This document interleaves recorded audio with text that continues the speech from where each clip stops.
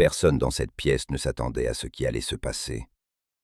Ce pape qui avait bravé des rivières en crue au Pérou, résisté aux cardinaux les plus puissants et réorganisé le pouvoir au Vatican, restait muet derrière son pupitre en bois. Ses lèvres remuaient, mais aucun mot ne sortait. Soudain, ses yeux se sont remplis de l'humidité des larmes. Une seule goutte a glissé le long de sa joue, captée par toutes les caméras du monde. Avant de poursuivre l'enquête, vous et moi devons nous rappeler que votre soutien, par un simple j'aime ou un abonnement, permet de faire vivre ces récits. Tout a commencé, comme souvent sous ce pontificat, par une lettre. Loin d'être un décret officiel marqué du sceau du Vatican, ce pli était une simple lettre manuscrite, rédigée sur du papier quadrillé d'écolier. Arrivé au palais apostolique un mercredi matin de mars 2026, ce message portait pour unique adresse le nom du pape Léon XIV. L'expéditrice s'appelait Concetta Ferrara, une veuve de 83 ans vivant dans un foyer du Latium, à 40 minutes de Rome. Cette femme avait consacré sa vie à l'Église, nettoyant même les linges d'autel de sa paroisse pendant 31 ans. Pourtant, dans ces lignes chargées de solitude, elle confiait qu'elle n'avait pas vu sa famille depuis 14 longs mois. Les appels téléphoniques de ses proches se faisaient rares. Une fois par mois, tout au plus, écrivait-elle. Elle tenait à préciser que le personnel de la maison de retraite se montrait extrêmement bienveillant envers elle. Ses doléances ne les visaient pas. Sa détresse venait d'une interrogation bien plus profonde. L'Église se souvenait-elle seulement de son existence? « Très Saint-Père », interrogeait-elle d'une écriture appuyée. « Je ne suis pas en colère, la colère est passée. Je veux simplement savoir si quelqu'un nous cherche encore, si Dieu regarde toujours ce que l'on abandonne dans ses chambres solitaires. » Cette supplique avait pourtant fini par s'égarer dans les dossiers quotidiens. Ce courrier aurait dû attendre des semaines dans les limbes administratifs avant d'attirer l'attention. Mais le destin en a décidé autrement. Le jeune prêtre péruvien Marco Cardenas, affecté depuis peu au tri du courrier, a posé un geste tout à fait inhabituel. Bouleversé par ces quelques lignes, il a apporté la lettre en main propre à Monseigneur Alfonso Guerini, le secrétaire particulier du souverain pontife. Le prêtre avouera plus tard qu'il s'est senti incapable d'expliquer ce geste instinctif. Guerini l'a lu un jeudi après-midi, avant de la déposer, sans un mot, sur le bureau du pape Léon XIV. Ce dernier l'a découverte le soir même. Pour ceux qui connaissent bien Robert Francis Prévost, sa force réside moins dans sa rigueur théologique que dans une profonde humanité. Au-delà de sa rigueur de gestionnaire, le pontife possède cette faculté rare de s'imprégner d'un calme absolu face aux souffrances ignorées du monde. C'est une qualité d'attention presque mystique, comme si le tumulte de la terre s'effaçait pour le laisser écouter ce que personne d'autre ne prend le temps d'entendre. Après avoir lu la lettre à 2 reprises, il est resté de longues heures immobile sous la lumière de sa lampe de bureau. Dès le vendredi matin, il a ordonné d'organiser une visite chez Concetta Ferrara. Face aux objections de son secrétaire, soucieux de son emploi du temps très chargé, Léon XIV l'a fixé avec cette patience froide qui, chez lui, s'apparente à un avertissement silencieux. C'est par ces mots simples et fermes, prononcés à voix basse, que le pape trancha. « J'irai moi-même, sans journaliste ni délégations officielles. » C'est ainsi qu'il prit la route de la Villa San Benedetto, une bâtisse modeste dissimulée derrière un muret de pierre et entourée de cyprès. À l'intérieur, les couloirs exhalaient une odeur d'antiseptique mêlée à un bouillon trop cuit, mais surtout ce silence pesant propre au lieu où l'on attend sans plus savoir quoi. Le samedi 14 mars 2026, le souverain pontife est arrivé dans une voiture sombre banalisée, sans aucun comité d'accueil. Vêtu de sa soutane d'un blanc immaculé, il venait rompre le quotidien des 47 résidents de l'asile. Malgré la blancheur éclatante de sa tenue qui interdisait tout anonymat, aucune pompe vaticane n'accompagna sa venue, aucun tapis rouge ne fut déployé. Le pontife insista pour commencer par le réfectoire, là où les pensionnaires encore mobiles prenaient leur café matinal. Pour reconstituer le déroulement de cette visite de 3 heures, vous et moi devons nous fier aux rares témoignages du personnel et du père Cardenas, car aucune caméra n'était présente. Léon XIV est allé de table en table, s'asseyant sans aucune mise en scène politique. Il a simplement écouté ces hommes et ces femmes, loin de la fausse bienveillance des dirigeants ordinaires et des hochements de tête calculés. Avec un calme absolu, le souverain pontife laissait chacun parler jusqu'au bout de son récit, sans jamais l'interrompre. Renato, un homme de 87 ans, lui confia ainsi qu'il n'avait pas assisté à la messe depuis 3 ans, faute de moyens de transport. Puis, Giuseppina lui raconta le silence de son fils, devenu incapable de l'appeler tant sa détresse était grande. Enfin, Pietro, un ancien instituteur de 91 ans, lui montra un chapelet brisé qu'il réparait avec du fil de couture. Prenant l'objet usé entre ses mains, Léon XIV murmura doucement que chaque fois que Pietro le tiendrait, sa défunte mère serait près de lui. Submergé par l'émotion, le vieil homme détourna le regard. C'est au 2e étage de la résidence qu'il finit par trouver Concetta Ferrara dans sa petite chambre. Assise près de la fenêtre, elle s'était vêtue avec soin, comme si elle avait pressenti cette visite hors du commun. Cette élégance discrète, expliquera-t-elle plus tard, était son ultime rempart pour préserver sa dignité de femme. Face à ce visiteur exceptionnel, cette dame aux cheveux blancs gardait une sérénité impressionnante. Quand le pape s'est assis en face d'elle pour lui annoncer qu'il avait lu sa lettre à 3 reprises, elle a croisé ses mains ridées sur ses genoux. Le silence s'est alors installé, brisé par sa question poignante. « Dieu nous regarde-t-il encore ?» Soutenant son regard avec gravité, Léon XIV lui assura que Dieu n'avait jamais cessé de veiller sur elle. Il ajouta aussitôt que l'Église, elle, devait rendre des comptes pour ses négligences. Cette confession inattendue prit Concetta au dépourvu. « Nous avons bâti des édifices somptueux tout en laissant nos fidèles mourir de solitude dans l'oubli, » poursuivit le pape. « C'est une faute impardonnable. » Intriguée par cet homme au parler calme teinté d'un léger accent américain, elle lui avoua qu'elle l'imaginait bien plus distant. Au cours de leur entretien de 45 minutes, elle lui confia ses souvenirs, évoquant son époux et ses 31 ans de dévotion. Sans l'ombre d'une rancœur, Concetta évoqua ses petits-enfants pris par le rythme de la vie moderne. Elle insista sur le fait qu'elle ne leur en voulait pas, mais décrivit avec émotion sa tristesse le dimanche matin, lorsque les cloches de l'église voisine résonnaient sans qu'elle puisse s'y rendre, exclue de cette communauté à laquelle elle avait tant donné. Quand le pape lui affirma que ces cloches sonnaient toujours pour elle, elle répondit tristement qu'elles ignoraient sa présence, tout comme les fidèles réunis dans la nef. Après son retour secret au Vatican, l'information s'est propagée dès le dimanche soir, grâce à un cliché flou pris à la dérobée par un employé du foyer. Dès le lundi matin, la photo floue faisait le tour du monde, forçant les services de communication du Vatican à confirmer cette visite clandestine sans en dévoiler les coulisses. Comme vous et moi pouvons le constater, l'écho de cet événement fut foudroyant. Le plus grand quotidien catholique italien afficha le cliché à la une, s'interrogeant sur les prémices d'un tournant historique. Au Brésil et en Allemagne, les commentateurs saluèrent un acte pastoral d'une portée théologique majeure, bien plus puissant que de nombreuses encycliques officielles. Pourtant, sous les plafonds dorés de la curie romaine, la stupeur laissa rapidement place à des calculs beaucoup plus complexes. Quand on examine les faits de près, on comprend que cette visite surprise n'a pas plu à tout le monde au Vatican. Ils étaient nombreux, dans les hautes sphères, à ressentir un profond malaise. Bien sûr, personne n'aurait osé afficher une hostilité ouverte envers le pape Léon XIV. Les cardinaux ne s'expriment jamais ainsi publiquement. Mais la tension était palpable. Un haut responsable du dicaster pour la laïcité, la famille et la vie a même envoyé une note interne suggérant, avec une politesse de façade, d'éviter ces apparitions imprévues au profit de visites plus structurées.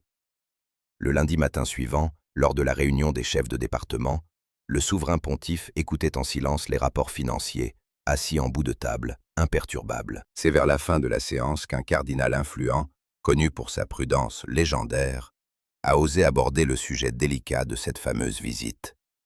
Il a pesé chaque mot, parlant d'images de marque, de protocole et de la cohérence du message papal lors des sorties informelles. Léon XIV l'a laissé parler sans l'interrompre. Puis, d'une voix calme, il a répondu qu'il venait de rendre visite à une femme de 83 ans, abandonnée de tous, qui n'avait pas vu un prêtre depuis des années.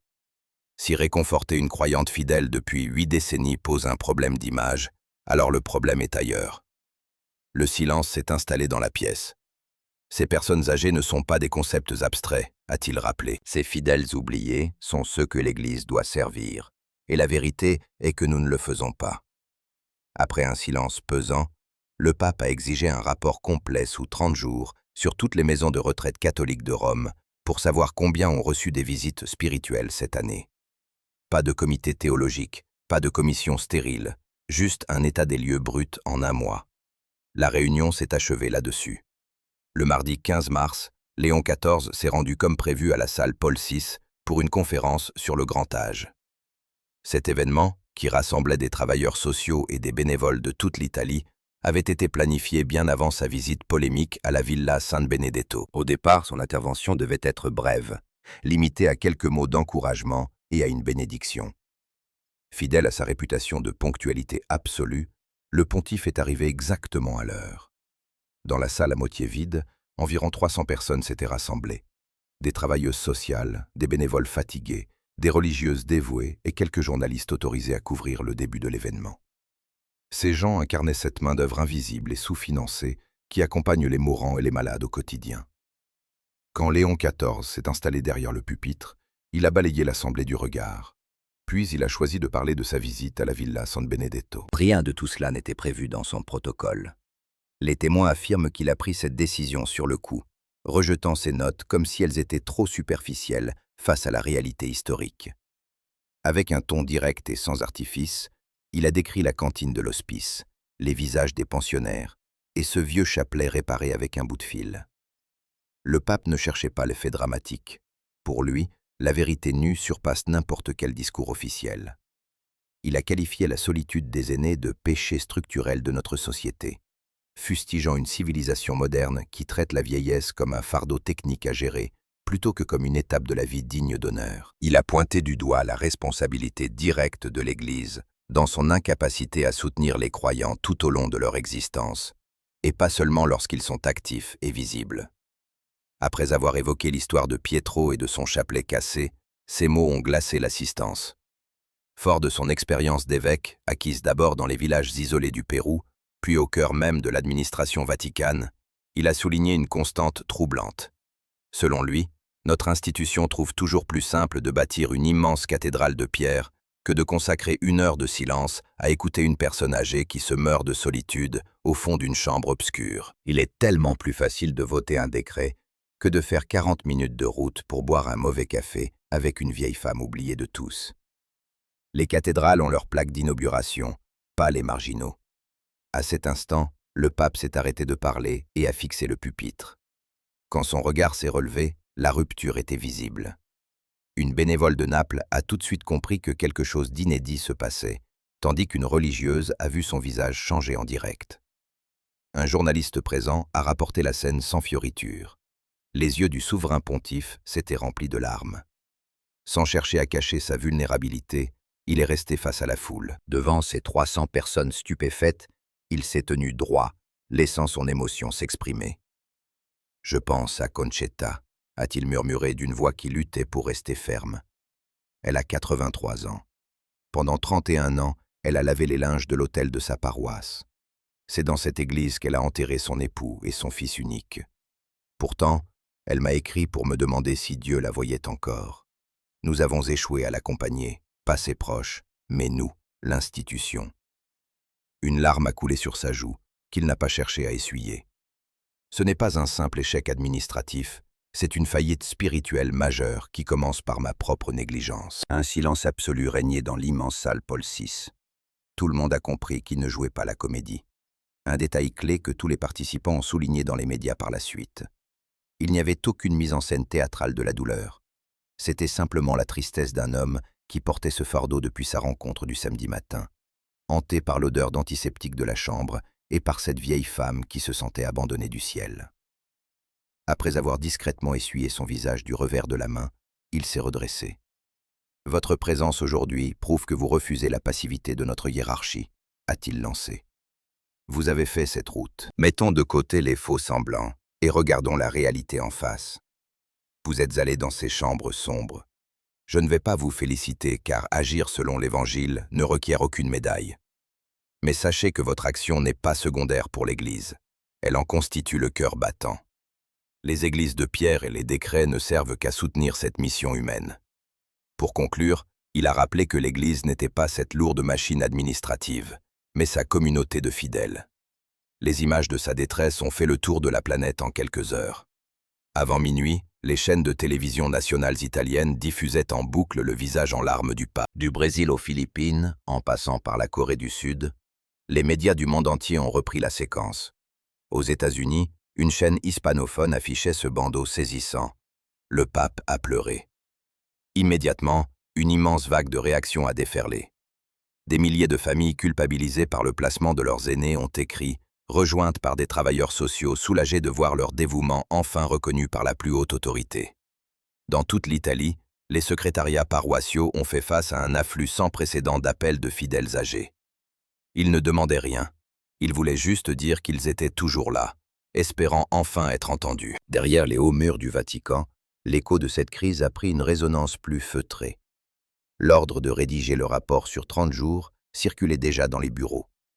Dans ses carnets intimes, le secrétaire Guérini a noté que l'ambiance des couloirs de la curie avait subtilement changé après ce discours marquant. Rien de spectaculaire, mais un basculement indiscutable. Le mercredi soir, 8 cardinaux se sont réunis en secret pour évaluer les dégâts politiques. Les débats ont été particulièrement tendus. Certains trouvaient indigne de révéler ainsi les failles internes devant le monde, quand d'autres estimaient que cette prise de conscience arrivait bien trop tardivement. Cette confrontation inévitable a eu lieu le jeudi matin, quand Léon XIV a convoqué en urgence le préfet du Dicaster pour la laïcité, la famille et la vie. Ce tête-à-tête, initialement prévu pour durer une demi-heure, s'est finalement prolongé pendant plus d'une heure et demie derrière des portes closes.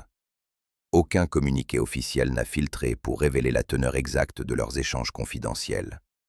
Cependant, des informateurs proches des deux hommes ont décrit une discussion intense, extrêmement franche et sans concession mutuelle, qui s'est toutefois achevée sans rupture ouverte. L'enquête sur l'état réel des diocèses romains était désormais lancée. Cet après-midi-là, le souverain pontife s'est rendu en toute discrétion aux archives de Rome. En analysant les faits, nous comprenons qu'il a passé 2 heures à étudier les dossiers des centres de soins catholiques.